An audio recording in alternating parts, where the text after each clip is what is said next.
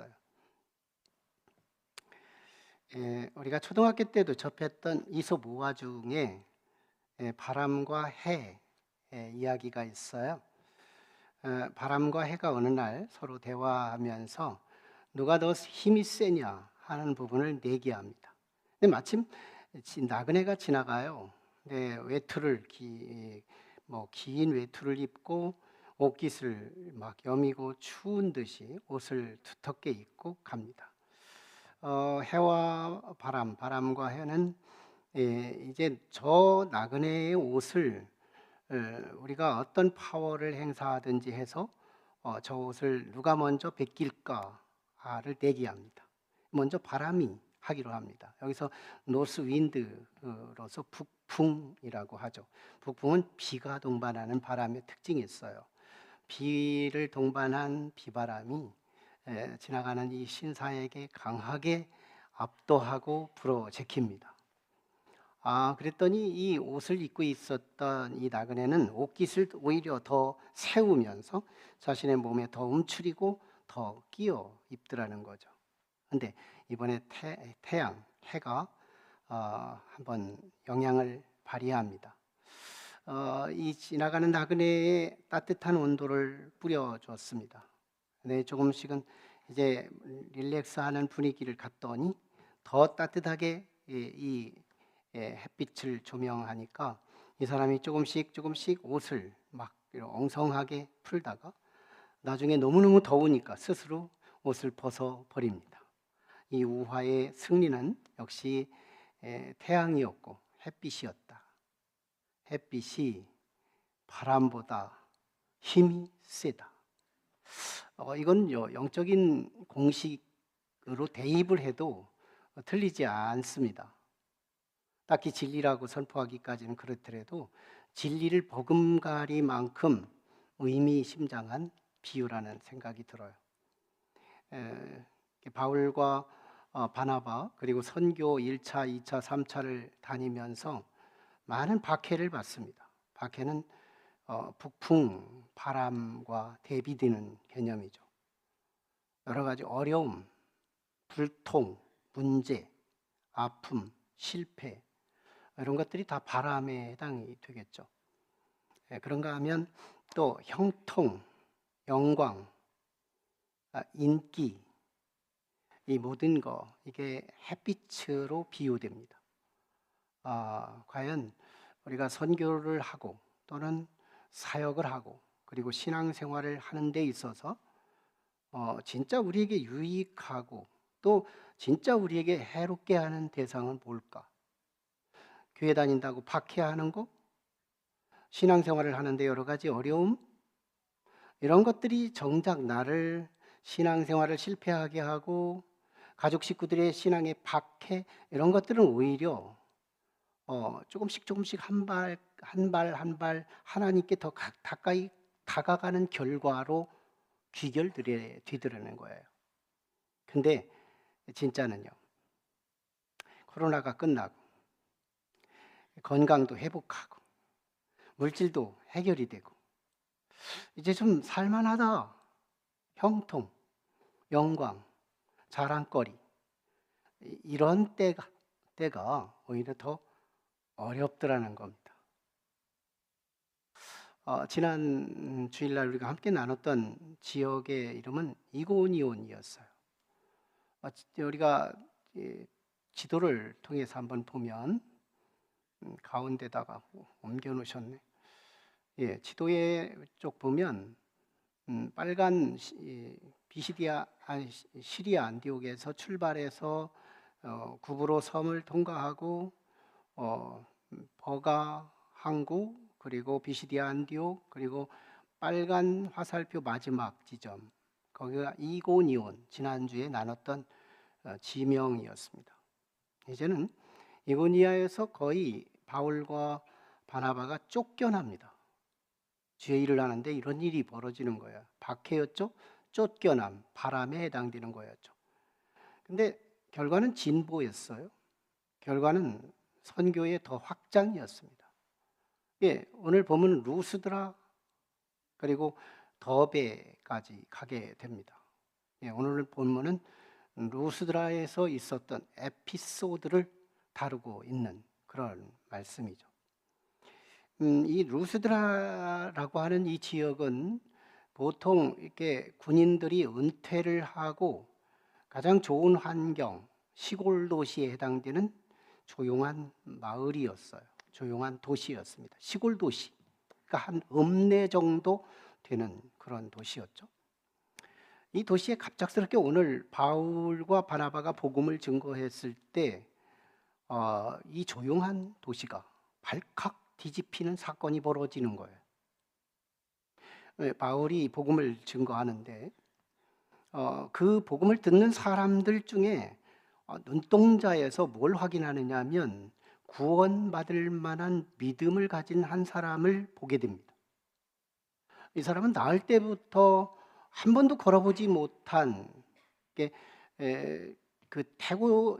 태어난 이후에 한 번도 걷지 못한 안진뱅이에 해당되는 사람이었어요. 근데 바울이 설교를 하면서 눈동자를 보니까 구원받을 만한 믿음이 있었던 거예요.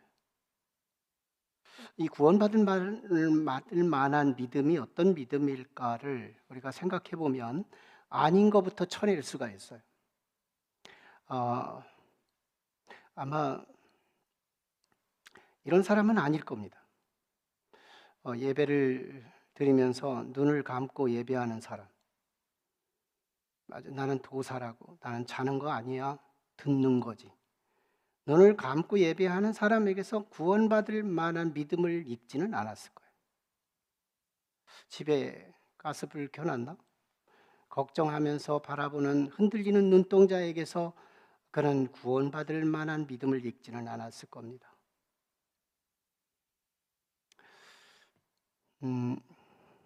적어도 이 바울이 구원받을 만한 믿음을 확인했다면 이 세 가지 중에 하나일 거예요. 그의 눈동자를 봤더니 그 눈동자의 그 사이에 그렁그렁한 눈물이 고여 있습니다. 회개하는 눈빛이겠죠? 이 사람에게서 구원받을 만한 믿음을 본 거예요. 말씀을 듣는데 경청하는 태도로 말씀을 들은 사람일 수도 있습니다. 경청. 아주 눈동자가 살아있어요. 동공이 흔들리지 않습니다. 구원받을 만한 믿음. 또 하나가 있다면 갈망하는 믿음을 보였을 수도 있어요. 갈망하는 믿음. 세례 받을 때 성령이 임하고 안수 받을 때 성령이 임하고 말씀 들을 때 성령이, 도대체 언제 성령이 임하나? 공통점이 있었어요. 그게 갈망이었습니다. 그러니까 이 사람에게 구원받을 만한 믿음을 확인한 그때는 역시 바울이 복음을 전하면서 확인했던 건 이 태어나면서 안진뱅이 됐던 이 사람에게서 구원받을 만한 믿음, 회개에 전제된 시선, 갈망하는 시선, 또는 집중력 있는 경청하는 시선에서 확인할 수 있었을 거라는 거예요. 자, 그러면서 이제 그에게 명령을 합니다. 네 발로 자리에서 일어나라. 바로 일어나라. 명령을 내려요. 영적인 카리스마예요. 하나님에 대한 순수한 믿음으로 선포하게 됩니다. 일어나라! 일어나라! 이 명령이에요. 이 아이가 꿈틀꿈틀합니다. 비실비실합니다. 조금 그러더니 이제 일어나서 정상인처럼 걸어요. 여기서 함께 바라보던 사람들, 도대체 내가 진짜인가 아닌가 눈을 비비는 사람도 있었을 거예요. 그리고 다시 그 현장을 목도하는 사람도 있었을 거예요. 우리가 지금 실감이 안 났듯이 그들도 실감 안 나요.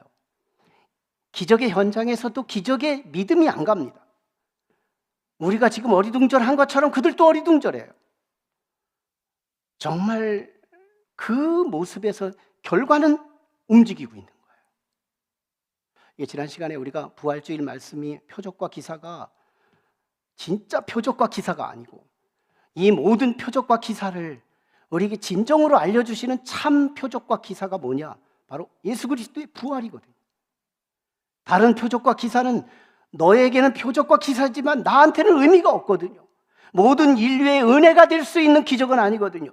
진정한 기적은 예수 그리스도의 부활, 그 부활을 믿는 자가 나도 장차 부활될 것이며 그 부활을 통해 영생까지 연결시킬 수 있는 놀라운 하나님의 교량적 은총은 부활에 유일하게 있다는 거예요.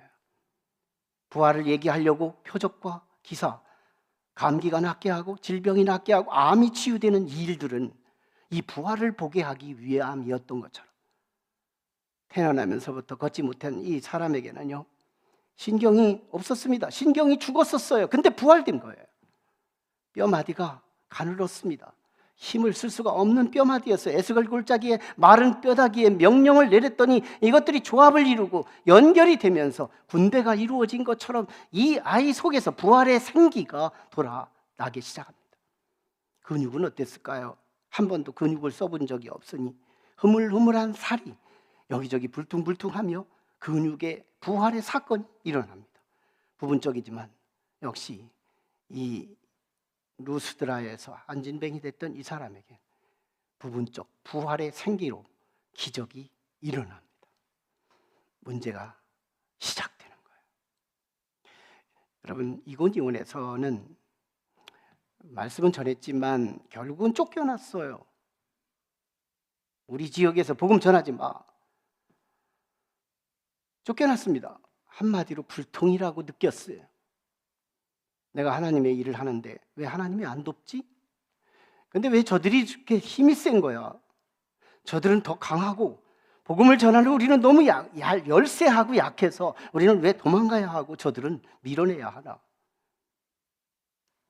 근데 지금 루스드라에서는 손을 얹었더니 안진뱅이가 일어나요. 명령했더니 말만 듣고도 일어나요. 능력이 행사했습니다. 근데 여기서 문제가 된 거예요. 루스드라 사람들이 반응이 색달랐습니다. 반응이. 저들이 이제 하나님께 모든 영광 올려요 이러고 있었다면 괜찮았는데 이 루스드라 사람들, 우상 숭배에 익숙했던 이 사람들은 바로 여기 있는 이 바나바, 여기 있는 바울, 이들은 본래 신이었다. 미개했던 저들의 사고력은 바울과 바나바를 신으로 오해를 하게 됩니다. 적어도 바나바가 나이가 많았고 덩치가 좀 컸던가 봐요. 그래서 이걸 그리스 신화의 신명으로 따지면 이건 제우스다. 어른이니까 아빠 신이구나. 말을 대변하는 신, 헤르메스 신이다. 말을 대변하는 자니까 아들의 신이다. 뭐 이렇게 신으로. 그러나 공통점은 신이에요. 갑자기 이고니온에서는 아주 나쁜 사람으로 밀어냈지만 루스드라에서는 갑자기 신이 된 사건입니다. 형통의 사건인 거예요. 참 인기가 이렇게 출중할 수 있어요. 내가 갑자기 신이 되다니. 신으로 오해를 받고 있는 상황입니다. 이쯤 되면 보통 사람들은 한 능력 한번 하지 하면서 누군가가 박수를 치면 그럭저럭 수용하는 태도를 보였을 수 있습니다. 근데 바울은 그렇지 않았어요. 또 우리가 사도행전 12장 22절쯤에서 헤롯 아그리파 1세가 정말 두로와 시돈 사람들이 와서 정치적인 이권을 챙기기 위해서 저들이 아첨하는 마음으로 헤롯이 한 대낮에 막 그 원형극장에서 연설을 할 때 헤롯을 향해서 이 지방대스, 당신은 정말 사람이 아니라 신의 소리다. 신의 소리다. 그때 헤롯 아그리파 1세가요 침묵합니다. 그렇지, 나는 신이지. 난 절대군주야 하고 받아들여요. 이걸 누가 캐치해요? 하나님이 캐치해요. 그리고 그는 벌레 먹어 죽습니다. 현대의학으로 해석한다면 그는 세균성 질환으로 죽었다 그 말이에요. 벌레 먹어서 죽었다. 그러나 그렇지 않았어요. 우리 바울과 바나바는 모든 영광 하나님께, 모든 영광 하나님께. 가장 먼저 이 바울과 바나바가 잘한 것이 뭐냐? 자기의 옷을 찢어버립니다. 군중들의 이 오해와 이 잘못된 영광의 이 초점, 이게 그릇됐다는 걸 옷을 찢음으로써 그들에게 임팩트를 주는 거예요. 당신들 잘못 판단한 겁니다. 그러면서 군중들의 현장으로 뛰어들어갑니다. 막 뛰어들어가요. 그리고 말씀을 합니다. 14, 15절 말씀에 보면 이렇게 말해요. 여러분 어찌하여 이 일을 하는가? 우리도 여러분과 같이 성정이 같은 사람이로되.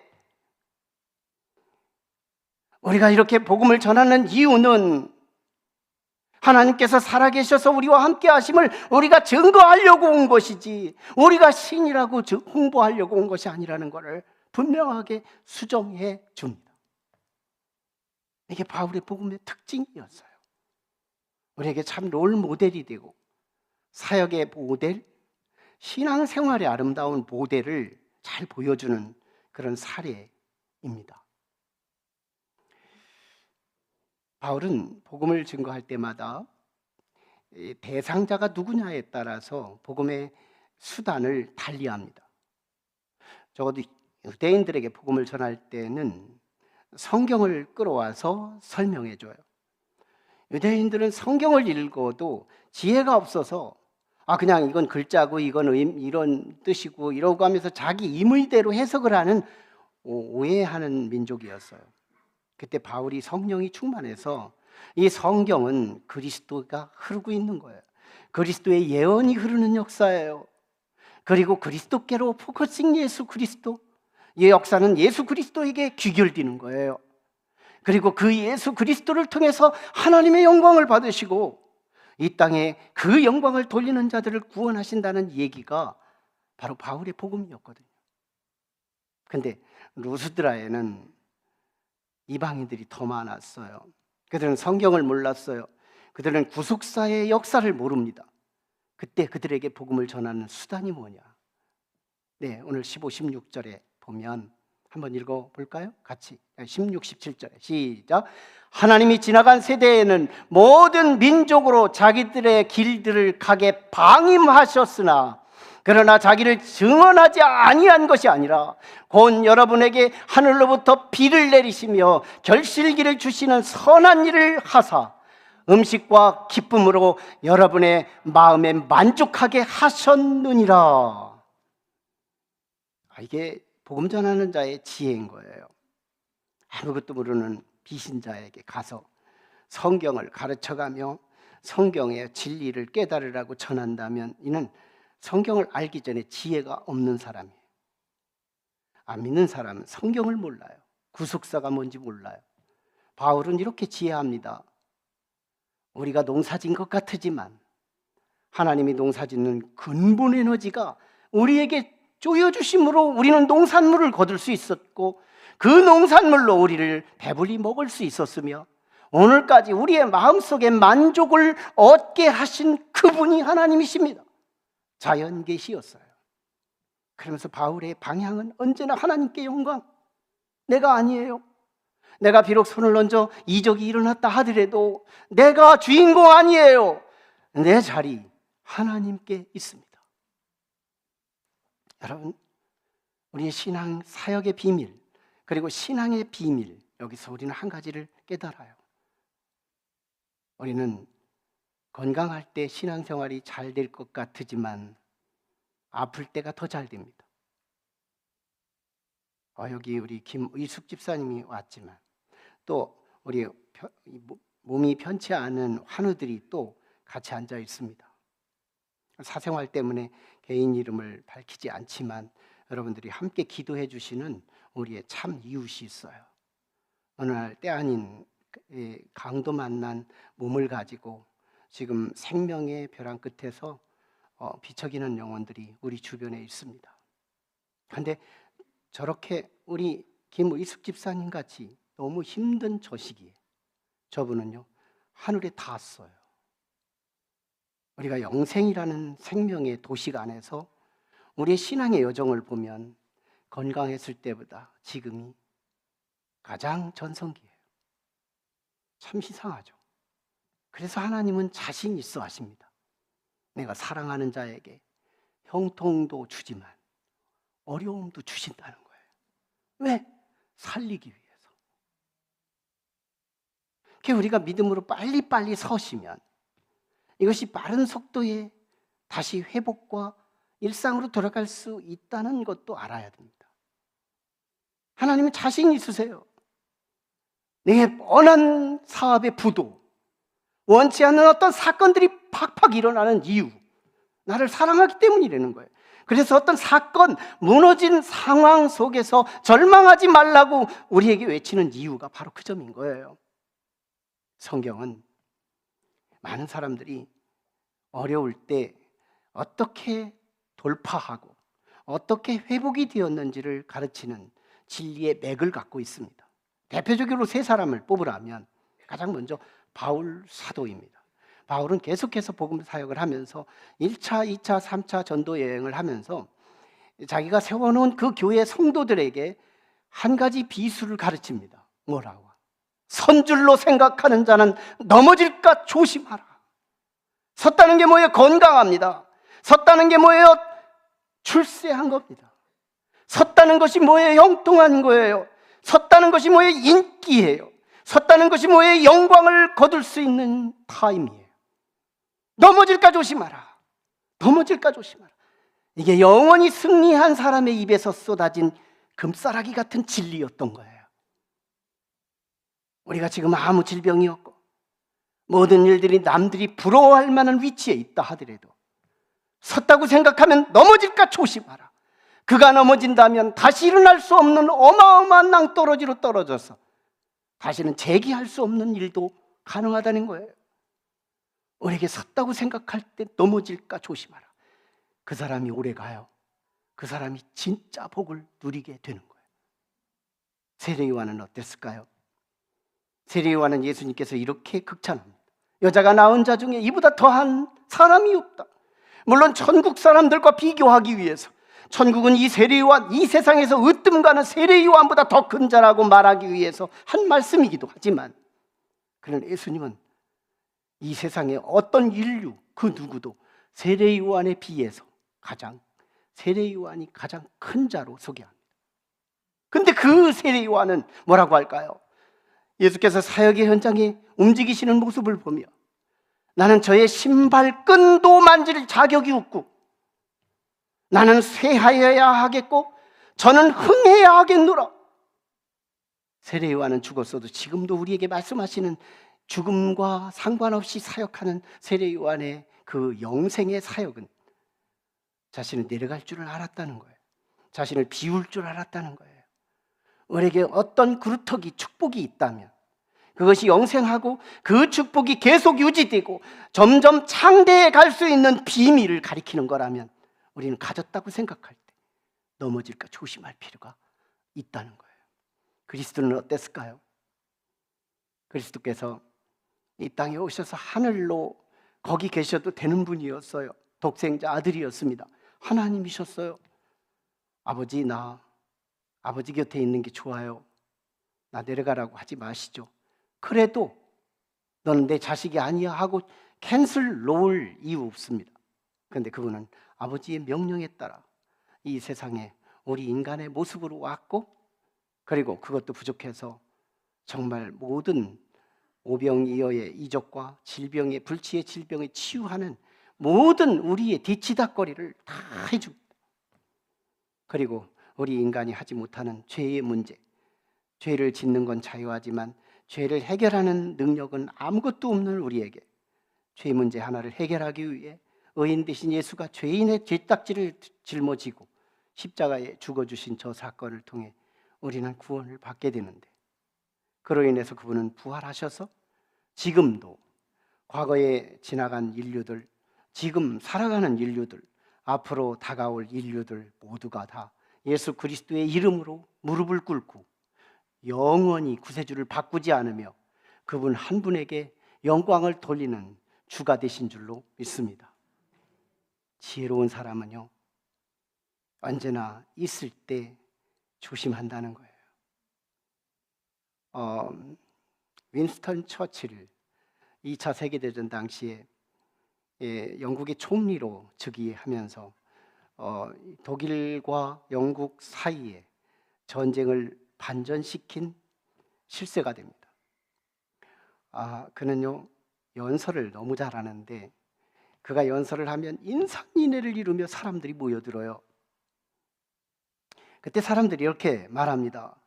스상님이 연설하니 이 사람들이 이렇게 많이 오니 스상님은 성공하셨습니다. 윈스턴 처칠이 이렇게 대답합니다. 형제님, 사실은요 바꿔서 생각해 보실까요? 내가 만에 하나 교수형을 당한다면 여기 모인 사람보다 2배는 더 모일 겁니다. 가장 자기 엄지손가락을 높여 올릴 때 자신의 교수형을 생각하면서 겸손함을 유지했던 그는요 영국의 각 장관 10번의 장관을 하면서 한 나라의 다양한, 어떤 때는 국방장관, 어떤 때는 최신부 장관, 어떤 때는 이 장관 저 장관 하면서 10개의 장관으로 영국의 21세기 초엽에 영국의 모든 정치를 다 해본 사람, 이게 윈스턴 처칠이. 큰 지혜가 있었대요. 그리고 그의 사역은 창대했답니다. 지혜를 보세요. 모든 영광이 나에게 집중되어 올 때 내가 아닙니다, 아버지께 있습니다. 초점을 분명하게 하는 사람. 레오나르도 다빈치는 16세기의 천재 화가였습니다. 그는 최후의 만찬, 라스트 서퍼, 아주 유명한 걸작품을 만들면서 친구가 마침 그리는 도중에 방문을 합니다. 그러면서 내 그림 좀 한번 봐달라 하자 그림을 살펴보는데 이 제자들의 아주 현실감 있는 제자들의 모습 감동을 합니다. 근데 그 중에서 가장 초점 있게 감동했던 대상이 뭐냐면 예수님의 손이 딱 축배를 들듯이 손을 올리고 거기에다가 은잔 하나를 그려 넣는데 은잔 초점에 와서 이 친구가 감동을 합니다. 다빈치야, 네가 그린 이 은잔은 사실보다 진짜 사실 같다. 넌 역시 천재 화가야 하고 막 영광을 막 올립니다. 그때 다빈치가 한 행위가 뭐였냐면 자신이 가지고 있던 붓으로 이 물감을 딱 그 은잔에다가 덮어버립니다. 그리고 지워버려요. 그래서 친구가 깜짝 놀라는 거예요. 이렇게 걸작 이 은잔을 실물하고 착각이 될 만큼 이렇게 현실감 있게 그렸는데, 그러자 다빈치가 대답합니다. 친구야, 내가 이 그림은 그리는 이유는 나의 구세주 예수님 그 얼굴을 드러내기 위해서 그린 거야. 그런데 내 의도와 상관없이 이 은잔이 초점이 된다면 난 이건 실패작이나 다름없어. 난 이거 과감하게 지울 필요가 있다. 그리고 그 이후에 차 안으로 주님의 손을 내려놓는 장면으로 다시 그리게 됩니다. 그래서 오른쪽에 있는 저 모습이 예수님의 그 포지션, 손을 내려놓고 만찬을 하게 된 내용이죠. 저는 참 제 사역에서 가끔씩은 내가 영광을 거두고 싶은 미혹이 있어요. 설교를 끝나고 은혜 받았다고 인사가 갈망할 때가 있어요. 그런 말 한마디도 못 들었을 때는 자괴감도 있을 때가 있어요. 그러면서 이 말씀들을 접할 때마다 내가 얼마나 부끄러웠는지, 내 사역의 실패가 그런 부분이구나 하는 걸 깨닫게 합니다. 사역의 성공이 어디 있느냐? 잘 될 때가 더 위기가 온대더라고요. 하나님이다. 내가 아니라 하나님이다. 신앙생활도 동일한 원리라고 믿습니다. 사역의 롤모델이 내가 아니라 하나님이라고 한 것처럼 나의 모든 것은 하나님의 은혜 때문에 내가 여기 있습니다. 이걸 고백할 수 있다면 그 사역자는 성공한 사역자일 것이고 그 성도는 이미 성공한 성도가 될 겁니다.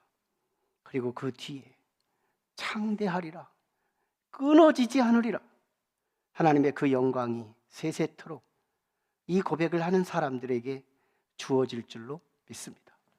기도하시죠. 우리 함께 같이